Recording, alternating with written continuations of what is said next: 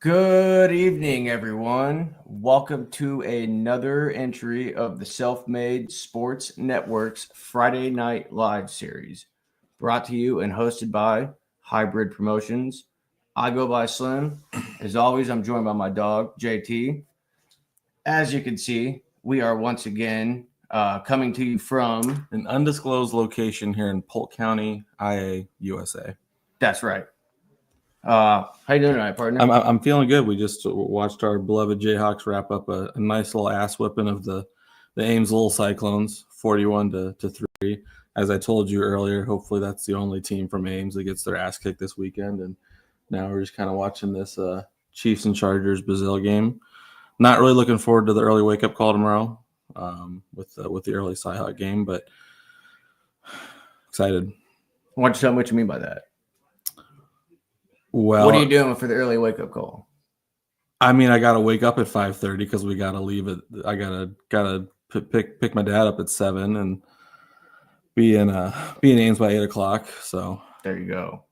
We will be live on scene. Yes, we'll be live on the scene. How you feeling about going into the game tomorrow? Confident, overconfident? I'm feeling pretty confident. So I know everyone talks about how the unexpected always happens in these Cyhawk games. What we think is not going to happen is always what happens. And I think it's finally time to turn the page on that. And it's something I would never say in my 31 years on earth, but I'm going to say that the Iowa State Cyclones are going to kick the shit out of the Iowa Hawkeyes. It's just what the numbers say is going to happen.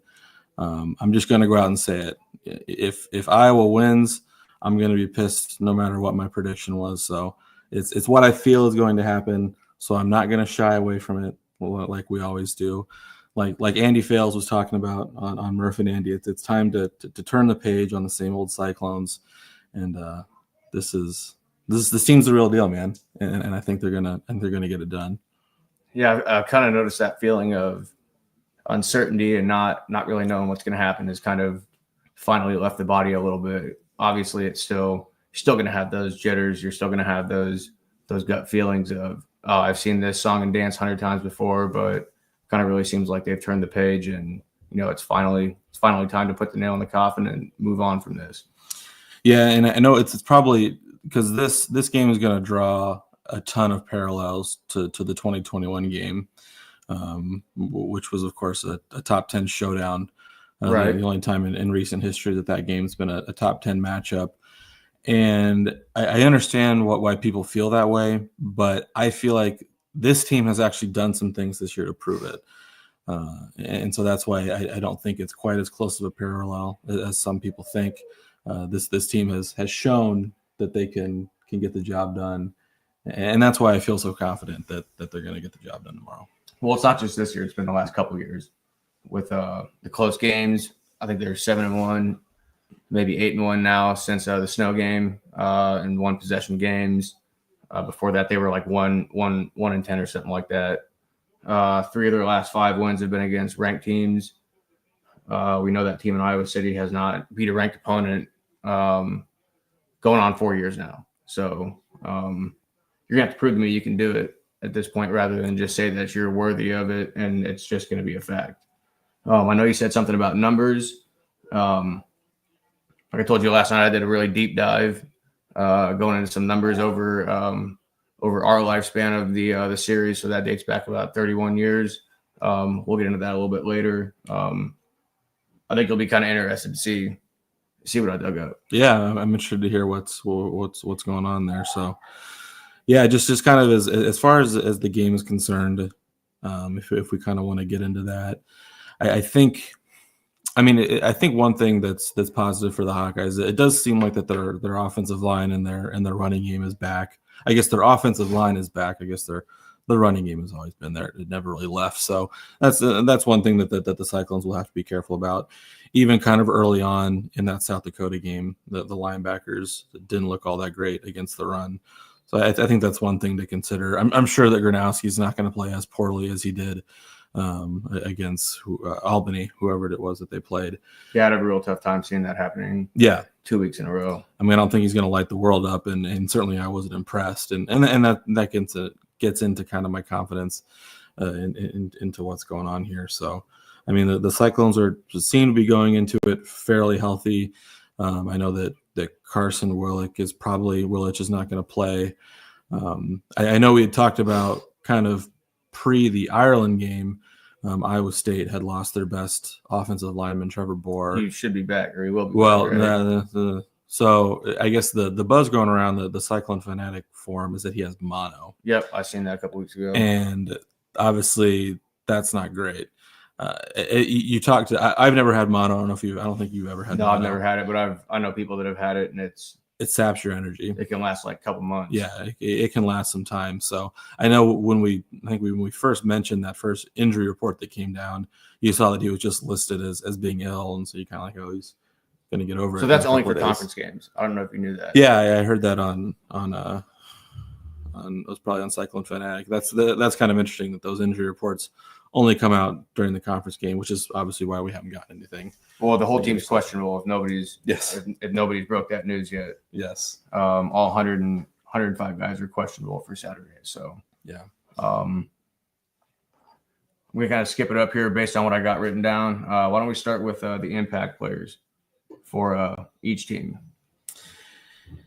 Yeah. So, I mean, I think it's going to come down to last year. Dom Orange really played a big role in stopping the run. I think we talked about last show or so. There was just that highlight moment where Dom Orange stuffed the run in a really critical moment for against the Hawkeyes. So I think he needs to certainly do that again because I believe that Iowa's going to try to run the ball down the Cyclones' throat at least to start things off. On offense, I think it's a little tougher. I mean, I guess you'd like to see one of the running backs get something going. Carson Hansen getting something going. There really wasn't a whole lot of rushing yards in the South Dakota game, which is in stark comparison to the Kansas State game. So I think it all comes down to the running game on both sides of the ball. What are you thinking? I don't really know if Iowa State needs to have a dominant running back, but you're going to have to pull that defense in to try and go over the top. I know Mouse said this week that Beck seems to perform better in high pressure situations than he does if you just kind of telegraph some things for him. So I would imagine that they're probably going to kind of give him a decent amount of leash to kind of figure something out. And, he's been with the program for 3 years now, so he kind of understands what they want and what they're going to allow him to do. Like I said, I think he's got a super long leash. I think I'd be hell pressed to see them kind of back down and fall into kind of what they had to last year to win the game, which was kind of go conservative for a little bit and kind of hope for some defensive stops and then get some turnovers, which they did.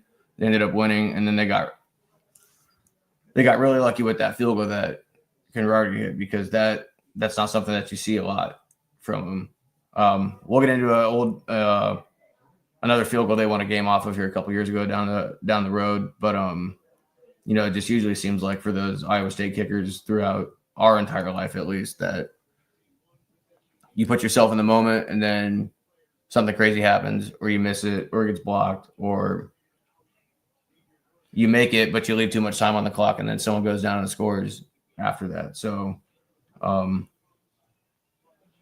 yeah, I mean, you've always seen in those Cyhawk games because the possessions are so lengthy and the teams like to hold the ball and they're very methodical. Both Matt Campbell and Kirk Ferentz are, I think, by nature rather conservative. CW called it death by 1,000 paper cuts. Yes, today. And so when there's so few possessions in the game, I mean, you hear it all the time, winning in the margins and having good special teams. So.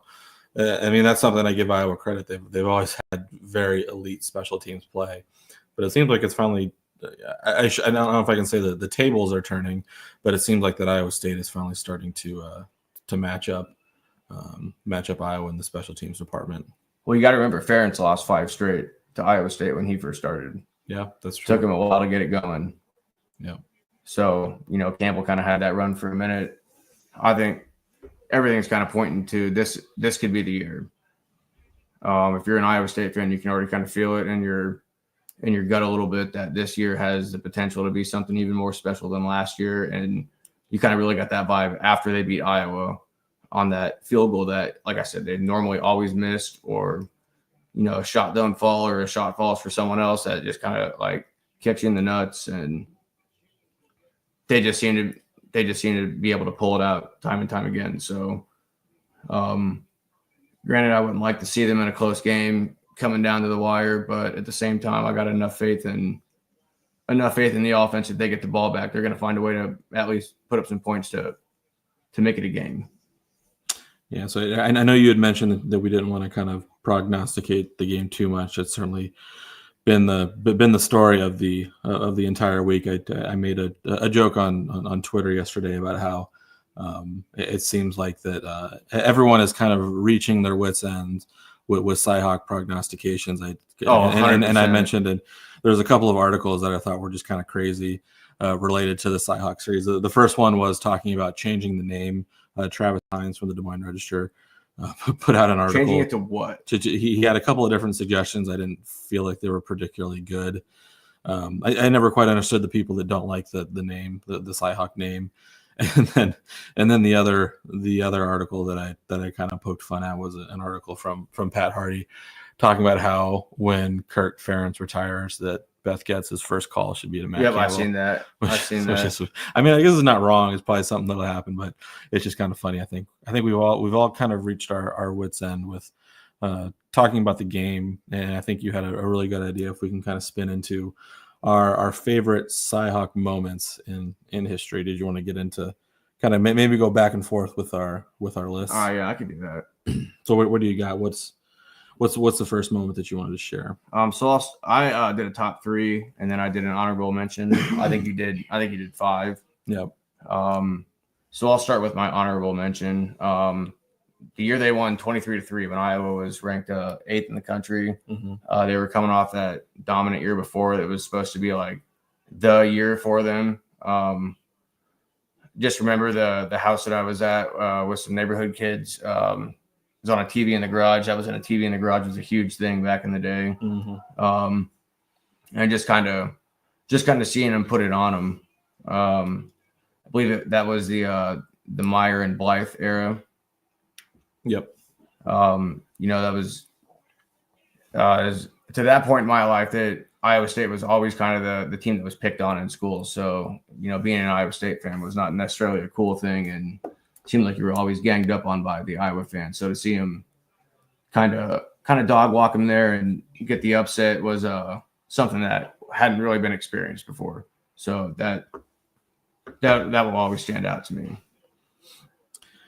Yeah, so I think I'll kind of start with. I didn't have these really in any particular order, so I'll just kind of talk about them as I had them listed. But like I just said, they're not in any particular order. The first one that I had was the 2019 Cyhawk game. That was the game with the infamous rain delay. Yep. Where, if I recall, I believe Iowa State was looking pretty decent going into that rain delay. I want to say they were up 17-3. And I believe there was I don't remember how long the delay was, but I want to say it was a few hours. It was like 4 hours. Yeah. And obviously the kind of memorable moment, unfortunately, from that game was the muff punt, where I think one of the gunners, I think it was a punt return for Iowa State, and one of the gunners ran into the punt returner, and the ball hit them, and it kind of became an infamous moment in Cyhawk history. I remember, I guess I said I didn't have these in order. I think that was that I can recall. That was probably one of the biggest gut punch games. Yep, that was shitty. Like, I think it was just one of those games where I think I just went outside on our community patio and just kind of stared outside for a while. I was just demoralized from that game. So, well, that was when Campbell didn't have a special teams coach. Yes, it was special teams coach by committee, and it was year after year after year. It was just like small blunders in like the games that matters that it just keeps rearing its ugly head. And it's like, come on, dude, you gotta I can hire somebody to watch this unit. And I think a couple years after that, he did hire somebody, and now they probably have one of the stronger special teams units, and I would say probably in the Big 12. Yeah, I remember they hired some guy. They had like a special teams advisor or something like that. It was always kind of a joke. I'm not sure if they still have a special teams guy anymore. I know that Rob Grande on the staff has always kind of informally taken up those duties. Well, whoever's doing it, keep doing it. Yeah, give them some money. I mean, I think the kind of the running. I don't know if I'm calling it a joke. I think it actually might be legit. Is that Matt Campbell was always kind of the special teams coach, because obviously he's kind of the CEO type, and he has an offensive coordinator and defensive coordinator that he just kind of lets cook, and then it was kind of the understanding that Campbell was kind of running the special teams. But yeah, it just kind of goes to show you how far the special teams have gone. But yeah, we'll start with the 2019 game. What do you have next on your list? All right, so I got actually last year the comeback from halftime, down 13-0 going into the half. I think they missed a field goal going in right before half. So, and then they didn't get the ball back to start the third quarter. So you're thinking touchdown here, Iowa goes up 20-0, game's over. Yeah. It's been said 1,000 times all week. 10 points in this game it plays like 20.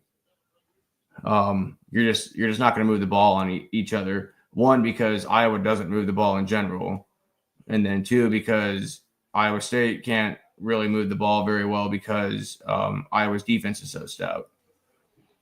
So that's where you're kind of hoping that Rocco can once again, just find some holes, get something opened up, maybe get some decent run game going. Like I said, I don't think you really need much from the running backs. You just need enough to keep that defense from sagging up too close and just kind of hounding those receivers all day. Which is where, having the tight ends that they got now kind of really works in their favor. But yeah, last year I remember sitting at home watching it. I was ready to turn the game off at halftime. Yeah. They came out, got that stop, scored right away. And then the, maybe one of the best throws in Iowa history from McNamara to Porter. Yeah. That's right. And then directly preceding that was the 75-yard bomb. And then you suddenly realize that you got a game again. And then the miracle kick, granted it was at Iowa. It's always good to beat them in general, but you just kind of felt like that was also another one of those moments where you finally kind of got over the hump, and you're not necessarily staring down the barrel anymore. You're kind of holding the gun. You got someone else in the crosshairs. And I mean, seen how last year turned out. So yeah. Yeah, so that's what I got for number 3. What do you got for my next matchup? And we talked about it just a little bit earlier. There really isn't a whole lot to say because there wasn't really much memorable from the game. Again, it's kind of a bad memory, and that's that top 10 matchup in 2021. I believe Iowa State was the 9th ranked team, and Iowa was the 10th ranked team in the nation. Just I don't so mean much. To cut you off, but College game day. Please don't ever come back to Ames. We don't need you. We don't need Iowa fans in Ames making picks. That's right. They brought Ashton Kutcher, right? And then they brought Eric Church, who picked Iowa anyways. Jeez. So we'll take Big Noon all the time, any day of the week. You guys can go do your thing over there. Yeah. But anyways. Yeah. So that top 10 matchup, it was just such a dud. I think there was a really bad interception that Brock Purdy threw. Fumble inside the 10. Yeah, and I think Breece Hall. Yep. It would have been Breece Hall fumble. So yeah, not a whole lot to say there. It was just a dud. It would have been the first Cyhawk game that I saw in person. It was demoralizing. I couldn't even make it to the end of the game. We left a little bit early. Yep. It was disgusting, and I think, like I said, I feel like there's plenty of reasons why it's not going to be like that this year, but you never know because you didn't think that going into it either. Yeah. So that's what I got. 2021. What's next on your list? So I got a 2002. The comeback in Iowa City with Seneca Wallace and our 6th grade teacher and the coach of North Polk High School, Tim DeBrink, with the strip sack, fumble recovery early in the second half. kind of gave them the momentum to come back. I can't remember what the score was that they came back from, but it almost kind of reminded me of last year where they were pretty much dead in the water. And then they just happened to make some plays and they pulled it out late in the game. It's kind of really one of my first memories of Iowa State. So that was 2002, 6th grade. We go into middle school, and my social studies and what was it? Language arts. Yeah, Right? social. That's how they split that up. I think so. And then Yeah. it was science and math. on the other Yeah, side. math and science. Yeah, so or geography and language arts or whatever. My teacher was Tim DeBrink, who at that time was like Iowa State royalty to me. So just getting kind of to meet him in that capacity outside of, what he did, it just kind of made the game more special. The game was already special to begin with. And, he's still creating his legend today. I think North Polk is ranked number 1 in their class. I wouldn't be surprised. So Go Comets. the boy's doing some shit. Yeah.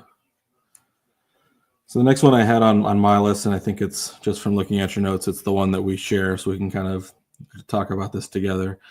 And that's the infamous, and the first one that's good on my list, and that's the Brett Culbertson game. That's who I thought it was. I wasn't totally sure, but that's in 2007, where the score was it 15-13. 15-13. Where were you for that game? I don't remember where I was. I mean, I'm sure I was at home. I never went anywhere spectacular. I remember that they were wearing these really nifty throwback uniforms because my dad had got me a Brett Meyer throwback uniform from what they were wearing. Before you could put names on the back. Yes, before you could put, where it was just QB number 7. Yeah, the number. Damn right. But yeah, that's where the Brett Culbertson game, I believe they called him Shaggy, where all the scoring was him. He kicked 5 field goals.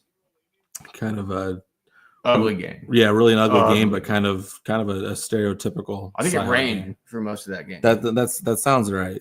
That sounds right. And that field goal he made to win the game was just as ugly as the entire game itself. Like, I mean, you didn't know that thing was going in till it crossed through. Yeah. So that's kind of as far back as I go. Kind of like I told you yesterday, I remember the lore of the Seneca Wallace versus Brad Banks days and things like that. But I don't have any specific memories from back then. So the farthest that I can go back is 2007 for the Shaggy game. Yeah, and what's crazy is I couldn't really tell you much about 2002 other than just the energy in the room that I was in as the comeback was happening. Yeah, it's kind of one of those things where you're young and you don't realize what's going on around you, but you can feel the energy and something crazy's going on. Same with that game in 2007. I was invested at that time. I think that was Gene Chiswick's first year, if I remember correctly, after they got rid of McCarney. Weren't really sure what to expect from him. I want to say Austin Arnaud was the quarterback. You can go ahead and fact check me on that. I'm pretty sure in 07? Yeah, I'm pretty sure 07 might have still been Meyer. If it was Meyer, it was his senior year. Yeah. But I think he might have already been gone. Arnaud might have been a freshman. Well, the only thing that I remember is the throwback jersey that I have, and I still have it, was a number 7 jersey. The white with the little cuffs on the side. Something like that, yeah. Yep. So that's why I feel like it was Brett Meyer. I don't think it would have been Arnaud quite yet. But anyways, so I was at one of my childhood best friend's house. His dad, R.I.P., Mr. Jeff Siddons, passed away from cancer probably about 8 years ago now. He had a house out basically in the middle of nowhere, and we just kind of went wild the whole day. There was probably 20, 30 people there. Had a big bonfire that night. It was just like an all-around special day, especially with the win. Because at that time, they didn't win a lot of games against Iowa. So like if they did beat them, like that was a big deal. Mm-hmm. I mean, it's still a big deal because they still barely beat them, but that was probably where the cardiac deal began. Cardiac clones. Yep. What else you got? So, well, I've got two more here on my list. We've got 2011, which was the Steel Jans Yes. game, probably one of the craziest Cyhawk games I think in recent history, probably one of the higher scoring. I believe the final score is 41-44 in overtime with Steel Jans, and I believe James White was the running back who did a lot of the damage there. Tied for the highest scoring game in the last 30 years. I think there might have been literally two games that were 41-44. I was looking at the list yesterday. Yes. Is that right? Yeah. Yep. One was 3 OTs, the other one was 2 OTs. Yeah, they're pretty close together in dates, I believe. So they're yeah. about 10 years apart. Yeah, so that's that Steel Jans game where kind of Steel Jans was at his peak. Yeah. I remember Steel Jans for Heisman. I got one of those Super Steel. Yeah. Super Steel with before the NIL with the number deal. 2. Yeah. Before the NIL. Boy, that kid would have made a killing. Back in the Yeah, he would have. That's what I had on 2011. Did you have anything else on Steel Jans? Otherwise, I'm hoping they can pull him for the Crankhorn. Yes, I heard Williams talking about it. That's interesting. Apparently, no one's heard from him for 14 years, so he might be living in a cabin in the middle of nowhere at this point with no cell phone service. But I can see it. If they can find a way to get a hold of him and get him back in Ames, I think that you need something like that to kind of give you some good mojo coming in. Yeah, so the last game that I had on my list was the 2022 game, which was the 10-7. Yep, was the 99-yard drive, Hunter Deckers. Yep. Really just a insanely methodical drive that, again, knocking off the Hawkeyes and Kinnick. And one thing that I had made a note to point out that I think kind of gets forgotten is how close that game was at the end. I think it was a situation where Iowa State had scored when there wasn't a whole lot of time left, but for one reason or the other, Iowa actually got pretty close. I think there might have been a play, kind of a Hail Mary type play, but they called like a penalty for Iowa State for celebrating too early. And Drew Stevens actually got a kickoff. It was like a 55-yard field goal. Yep. Fortunately, it was raining because usually Drew Stevens is money. I give that kid credit. He's a damn good kicker. Actually, would that have been Stevens? I don't know. And I guess it probably would have been. It probably would have been one of Stevens' first year. So I think the end of that game was such a blur that I think people forget. But God, that could have been such a heartbreaking game. But yeah, it kind of a lot of things changed in the Cyclone program after that season. It kind of goes back into the litany of what ifs that could change where we are now. Well, you kind of turned the corner at that point from the disappointment from the 2 years before, especially 21 when that was supposed to be the year for him. And at least you thought you had turned the corner. Then you had that offseason. Well, I think you see the way Campbell prepares his teams now, and he's made the turn as a coach to figure out how to go through those situations, and how to prepare his guys, to be up to the moment.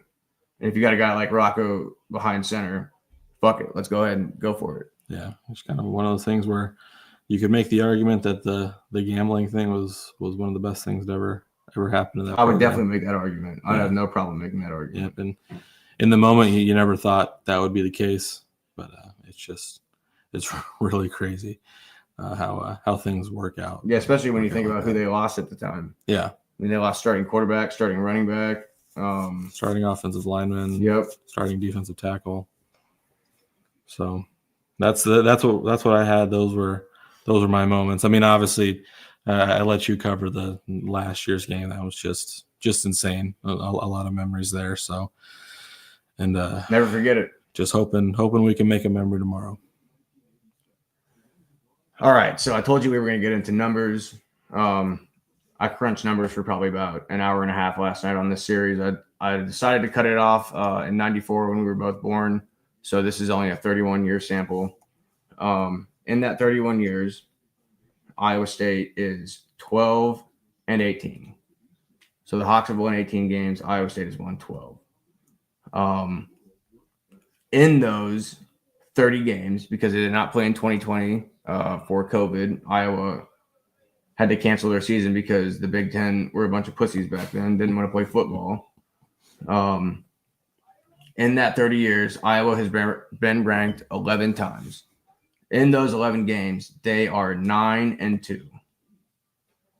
So Iowa's ranked that's not looking good from the start already. Iowa State's only been ranked once, and that was the game we were just talking about, 0-1 and 21. 21. Yeah, excuse me. We also saw how that turned out. In the last 8 games in Ames, Iowa is 7-1, with the one win coming in 2011. Iowa State is 4-3 at Iowa. Like I said, that goes back 8 years. It's one game less because of that.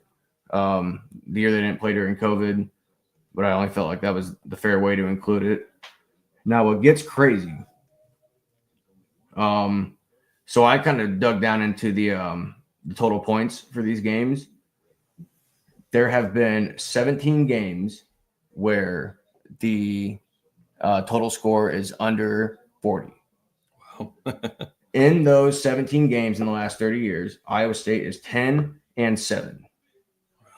Now, over 40 points, there have been 13 games of such. Their record is 2-11. Iowa's record or Iowa State's record? Iowa State's record is 2-11 in games where the final score combined is over 40. Interesting. So everybody that's predicting 24-20 wins has kind of got me a little leery. I think Iowa, you got to kind of put them in a box. And, I mean, if you score 17 points, they had a stat last year. I can't remember during the broadcast, but and I probably could have looked it up now that I'm thinking about it. But anytime that Iowa State can score over 17 or 20 points, they have a pretty good record against them. I don't know. I know for a fact Iowa can get into a shootout. So I guess if they go over 40 and majority of those points are scored by the Clones, I think it'll be all right. But I think your sweet spot is probably, once again, like 20-17, 20-10, somewhere around there. I think the way you make that happen is you do not turn the ball over. A turnover will kill you. Yep. In this game. We've seen it year in, year out. Exactly. It always comes down to those turnovers.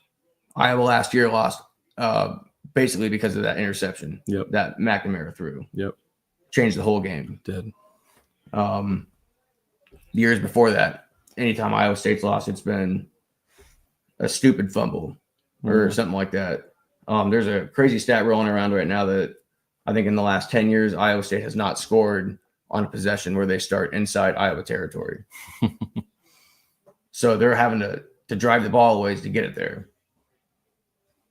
I mean, if you get a chance, you got to be able to convert this year. Other than that, you got anything that? No, I was just going to point out, it looks like ESPN, I mean, just for context, ESPN Bet has the number at 43.5. So kind of right around that number that you were talking about. Right now it has Iowa State as a 3.5-point favorite, which just kind of going out on a limb, that's probably has to be one of the highest, most highly favored Iowa State team that we've seen going into this game. I don't, obviously with 2021, I would guess that Iowa State may have been a slight favorite. They're probably a 4.5. Yeah, I don't know. I think it's usually 2.5 for this game. No matter what. I would have been surprised if that would have been more than 3. So I guess without looking, it'd be interesting to see if that's the most highly favored Iowa State team going into that Cyhawk game. But yeah, that's about all I had on that game. Just really looking forward to tomorrow. First 11 a.m. game in quite some time. There was not one last year at Jack Trey Stadium. So that'll be kind of interesting to see what the vibes are. Obviously, it's going to be crazy. Barstool is going to be on the scene. Big noon kickoff is going to be on the scene. I see that our boy Tyrese Halliburton's coming home, and he's going to be on the stage there. So brings me back to my point earlier. They're welcome to town. They're doing a better job. They're doing a better job with their guest pickers. So might try to get over there and kind of see what's up. So yeah, it's just a little over 13 hours until game time. So yeah, there was a good point made today on something I was listening to. I want to say it was Murph and Andy that if game day would have came back, they would have been all over trying to get Caitlin Clark. You're so right. Yeah, to show up and force her to pick Iowa, basically. God, that'd be almost holding a gun to her head. Well, I'm sure she would. I mean, I think her brother goes to Iowa State. Yeah. Her brother Blake Clark used to be the holder for Iowa State. I know. Yeah, there's a picture. But that's just like asking violence to commence. Yeah. Iowa fans would riot if she picked Iowa State, and Iowa State fans would be mad that she was there to begin with. Exactly. Unless she picked them, and then. So I'm glad they did the right thing and picked someone that. I wonder if he's going to have his little scooter. Yeah, I don't know. I don't know where he is in his recovery. If he'll be able to, how he'll be getting around, if they're pushing around in a golf cart or something like that. So, yeah, excited. I would imagine. Excited to see one of Aim's favorite sons. Do you think you're going to see the blimp tomorrow? Or not the blimp, but the hot air balloon? I don't know. Portnoy said he would sponsor it. I hope so. I just don't think. That'd be a crazy turnaround. I don't know the whole story there, so but that just kind of popped up in the last couple of days. Bloom got was able to find the dude that had it like in storage, and then he found a pilot for it. So hopefully, we'll certainly be on the lookout. I mean, if you're gonna do it, you better have it on camera for Big Noon. Absolutely. Well, I think the last thing I want to hit on this game before I move on, because I'm already tired of talking about it. Yeah. Heard about it all week. 7 days. I think 7 days waiting for this game is too long. I think they should just play it the night after that it's coming up, and then we can all be good. There you go. Keys of the game. I'll go ahead and start off. I got winning in the margins, which if you're a State fan, you're tired of that phrase, but you're now seeing it come to light with how Campbell's teams are being coached and how they're executing. So it was what used to be an annoying phrase to hear that got old. You're now kind of seeing what he means when he talks about that. That comes, it comes down to turnovers, special teams, just kind of like the little things. Another Campbell cliche, the little things. Mm-hmm. I think you got to keep your emotions in check. Yep. That'd be the second one. You seen last year, they got the ball right away inside the 5, false start. I think they had a holding penalty as well right there, and then a shitty third down. You're punting within your own end zone. So obviously it's jitters. I mean, you saw old boy for Iowa last week come out with jitters. Obviously he's played big games before, but just seeing him come out as rough as he did, you really kind of wonder what he can actually do to you. So that kind of gives you a little bit of confidence there, but you also got to kind of temper your own emotions as well. I think if you come out even kill and just kind of go out and go to work, do your thing, I think they're going to be fine. And then the third trifecta for the Campbell cliches is the culture. Can you prove that you're getting over the hump, that you're ready to take the next step? Yep. I don't think you can win a conference championship if you can't beat Iowa at home. Yep. With this type of hype. Yes, but that's exactly what I was about to say. Is that at some point you have to take advantage of the hype. You have to capitalize on that hype. You have to follow through. You got to prove that you're worth it. Hype. Exactly. So I think that's kind of like honestly probably the biggest thing this year is, and it feels like if you're not out there talking shit 24/7, which if you're a Clone fan, I hope to God you're not, because we've seen this track run 100 times. So, you should act like you've been there. And once the game is over, then you kind of let out a sigh of relief and talk your shit. But, I would strongly suggest just prepare yourself for the worst. And if it turns out better than what you think it does, then it's going to pay off 10 times more than if you go out and talk shit and then they barely pull it out. Mm-hmm. Like I said, that just it takes you to the next level. You're thinking conference championships. Now you're thinking playoffs. You're 3-0. You're going on the road next week to a team that isn't necessarily all that great. Could be a trap game, but you handle business this week. I think it gives you You might be a top 10 team, maybe. I don't know. I don't think the Big 12 gets that much respect within the polls, but I mean, whatever. It'd be pretty darn close. They're sitting at 16 now. Which is about where I figured they'd be. Yeah. I figured they'd probably be 15, 16. Kansas State looking like shit last week didn't help anybody. Yeah. Oh my gosh. Yeah, they almost blew that game. That's exactly what people were worried about with those Ireland trips. So, I mean, that was kind of the nice thing is to see Iowa State bounce back and kind of not miss a beat despite being overseas with those unusual circumstances. Looked like they skipped a beat almost and went to the next step. Yeah, they were ready.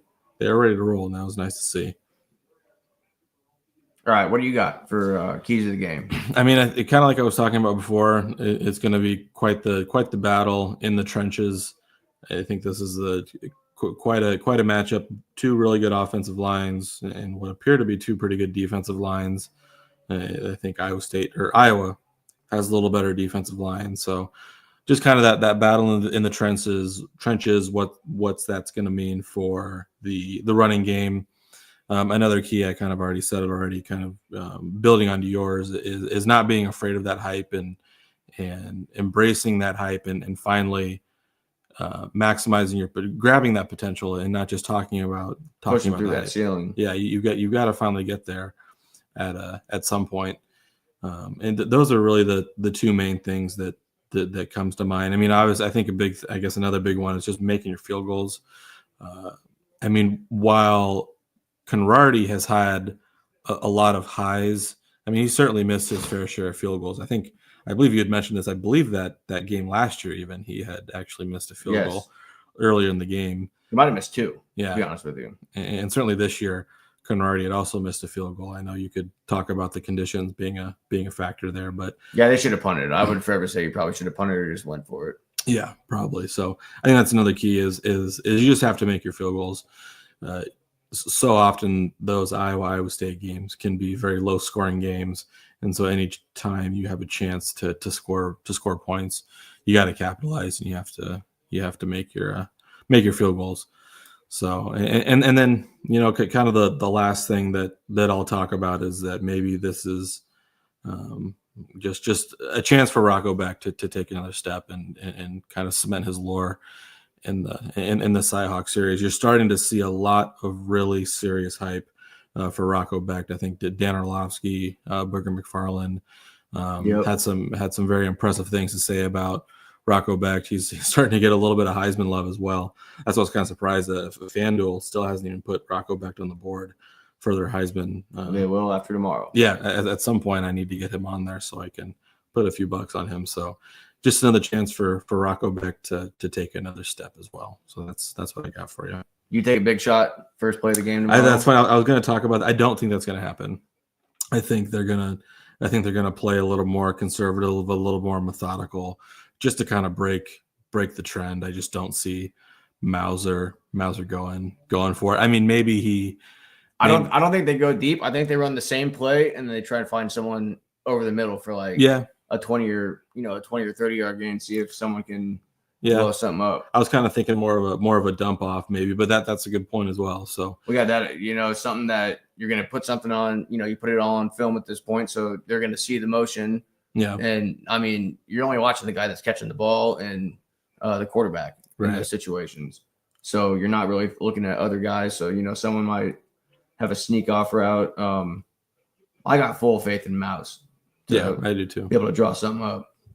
Yeah, he's been really, really impressive. I know he wasn't necessarily the sexiest pick when he got promoted. He's just, but it's really kind of an interesting story. He really started from the bottom, started from the ground up, and as Chris William mentioned on one of his many shows, I think stuck with Campbell forever. Whenever the time comes, if the time comes that Matt Campbell moves on, whether it's next year or whether it's in 20 years. I think that putting a dog down. Taylor Mauser could be the guy to take the helm of the Cyclones. He certainly seems like he's got what it takes. And he said in his press conference a couple weeks ago that last year he wasn't necessarily comfortable being aggressive with play calls. So you look at some of the plays that they've called, and that's like you're calling that not aggressive. Like you really wonder like what's still left in the can. Yeah, I mean, you just think about what we had to endure under Tom Manning, just awful play calling, and sorry, it looks like the Chargers are going to beat the Chiefs here in Brazil. That's quite a surprising turn of events here on a Friday night in the NFL. As it looks like your Los Angeles Chargers are going to knock off the Chiefs. Look like it's going to be yet another slow start for the Kansas City Chiefs. Calling out whoever I talked to last night, I told you that the Chargers could potentially be a pain in the ass. Yeah. So I'm good on Iowa State, Iowa, Cyhawk series. You want to move on here? We got probably 15, 20 minutes left. Yeah, I mean, I didn't have anything else on my agenda. Did you have anything you wanted to talk about? I was going to try and move into the NFL real quick. Okay, what you got? Like I said, I was talking to someone last night. I apologize. I can't remember who your name was. It was through someone else that I was with on the phone. One thing we started talking about was there's 3 tiers to NFL teams, right? Mm-hmm. There's the good teams, there's like the mid teams, and there's teams that are ass. Mm-hmm. From each conference, who do you think is the peskiest of that group? Of which of the lowest? So it'd be like you pick a low team, mid team, and a high team. Who's the peskiest? Yeah, for like the shittiest teams, so it'd be like the Titans or somebody, or like the Colts. So you want me to pick one team? So let's just start with the shitty teams. So who's going to be the peskiest? Yeah, a team that you might go into and be like, oh yeah, we're gonna like this shouldn't be a problem. They're 3-11 in week 14, and then you win like 24-21. Interesting.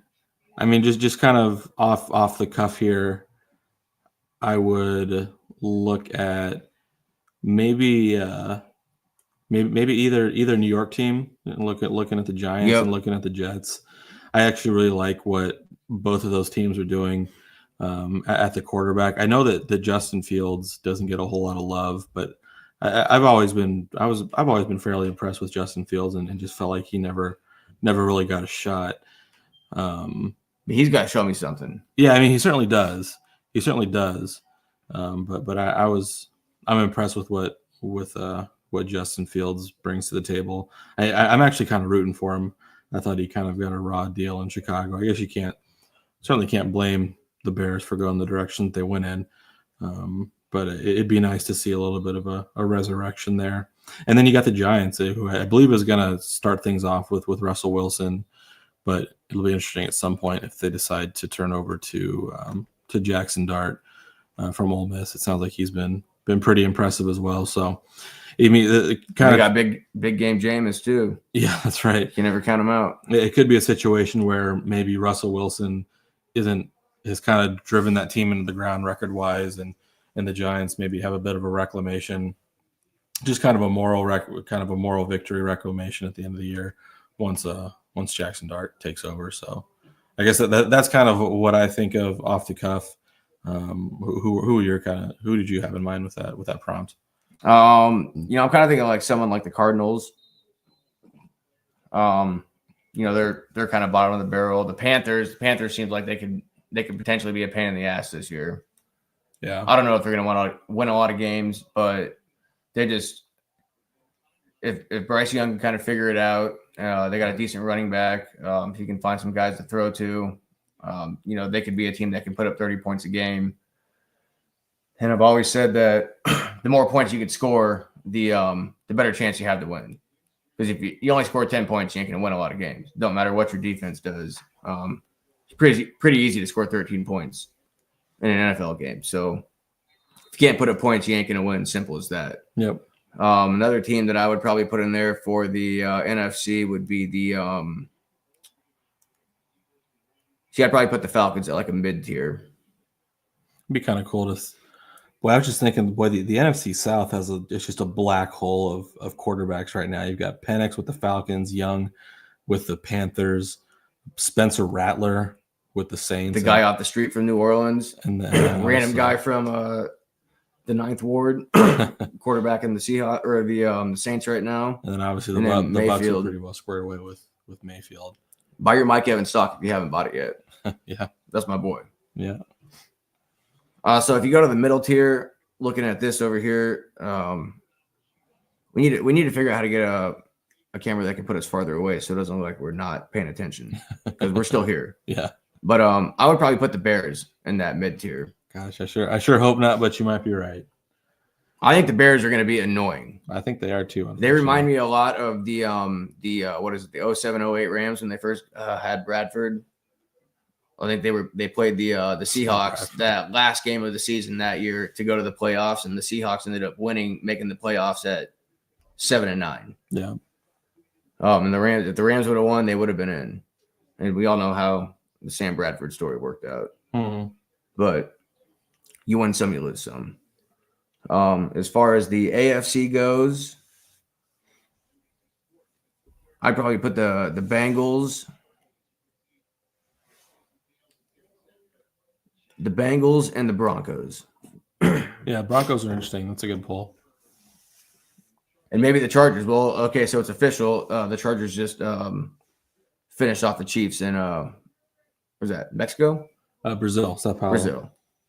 South America. Yes. So you're already seeing the peskiness of the Chargers kind of Definitely playing out here. Yeah, and that's kind of, with the Chargers and with the Broncos, it's kind of a situation where you've got two really elite, legendary coaches who just kind of needed to let things bake a little bit, and it'd be interesting to see if the Broncos start to turn it around now with Sean Payton and Bo Nix over there in Denver. So yeah, I like that pick of Denver. That's really interesting. I think if Denver can find a wide receiver too, someone to kind of separate themselves from the pack, they're kind of like the Packers almost, but they have a clear one in Sutton. Yeah, they just don't have any really twos. They got a bunch of guys that are kind of unproven, injury prone, haven't shown up when they need them to. Packers are almost the opposite. They need some guy that can just show up and kind of ball out for them. Yep. Kind of hoping it's Golden. Yeah, me too. Certainly me too. Kind of hoping it's Golden. I don't think you spend a ninth round or a ninth overall pick on a guy that you don't have a lot of faith in. So yeah. And you kind of noticed in the last couple of years that the trend of offensive coaches that understand how to run an offense. It's funny in the NFL, you can tell who knows how to run offense and who is just out there kind of saying, fuck it, let's see if this works. Yeah. You see a lot of read-minded coaches or like Sean McVay's, Kevin O'Connell's. They can kind of take a guy that really ain't, worth two nickels as a quarterback and kind of turn him into a superstar. Yep. Or, just work with what they got. I mean, Andy Reid won 12 games with Alex Smith. And I don't think he won any more than 5 or 6 games when he was with the 49ers. So yeah. It's just knowing how to put your best players in the right position. And then the top teams. You got to pick out who those are. Yeah. Be like the Eagles. It's those guys that are – I guess you know what? You could put the Cowboys in pesky, shitty teams. I mean, I'd be looking at the Texans. I don't know if you put them at that elite, but I mean, certainly they're pretty damn close. As Iowa State fans, I'm going to be very interested. That's got to be tough for you, where kind of your fantasy bell cow is on the Texans, but he's fighting for looks from. Oh, trust me, he ain't fighting for shit. Yeah, he's the first guy they look to. Higgins is going to start. I saw that. Yeah. He's the official number 2 on the depth chart. Yeah, which I think we kind of all knew about 2 months ago, but it's nice to see that, these guys coming out of Iowa State are thought of highly enough to be able to catch a starting spot right away. Yeah. Seen it with Porter. Higgins got a fully guaranteed contract, which actually pissed off a bunch of the other second rounders, and now they all want guaranteed contracts. So yeah, he's kind of a martyr in that sense. I mean, the easy answer would be the Chiefs. Chiefs are always annoying. You really kind of wonder if their luck's going to run out this year. Yeah, I know people have always been of the idea that the Chiefs kind of do just enough in the regular season to get into the playoffs, and they really turn it on. Well, that's how football works. If you have a problem with that, that's how football works. Sure. Yeah. You just got to get to the playoffs, and then whatever you do there. I mean, the Giants won a Super Bowl twice against arguably the greatest NFL team of all time in the '07 Patriots. And then they beat them again a couple years later. And I think they were 9-6 or 9-7 going into the playoffs that year. Yeah. So it don't really matter. It's kind of like hockey almost. Who's got the hot goalie going into the playoffs? Yep. Is there any game you're going to be watching other than the Packer game? You can't. No. Pick that So one. I guess I'll be traveling on Sunday. I'm going down to Oklahoma City for a work thing. So I don't know what my football watching situation will be. I mean, certainly I'll have my eyes on the Packers. Hopefully, I'll just be kind of interesting to see if noon kick. They're afternoon. They're an afternoon kick, 3 to 3:25 or whatever. So hopefully I can get a chance to watch them. So I don't really have a game to watch since I'll be on the road. I guess who will you have? I guess one thing is interesting is that Steelers Jets game. Just some. It could be two really shitty teams, but just some interesting storylines there. That'd be kind of fun. Between Rodgers and and then Fields playing his old team. I guess Rodgers playing his old team. You got to give it to the NFL for figuring out how to make this stupid shit work sometimes. Yeah. I guess who do you have your eyes on? I'll be honest with you, I haven't even looked at the schedule yet. Yeah, I mean,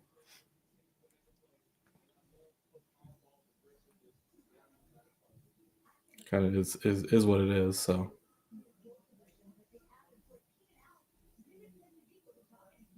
Lions Packers starting out, huh? Yeah.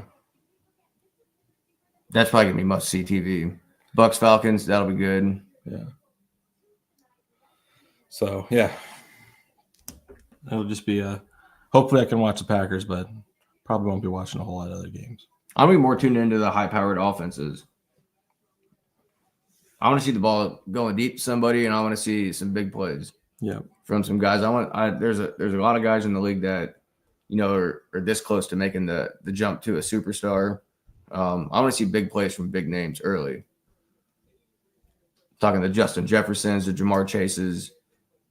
Obviously we've seen Barkley last night. Getting into last night real quick. We got a couple minutes left here. I know you said you didn't get to see much of the second half. There was obviously a 2-hour rain delay or something like that.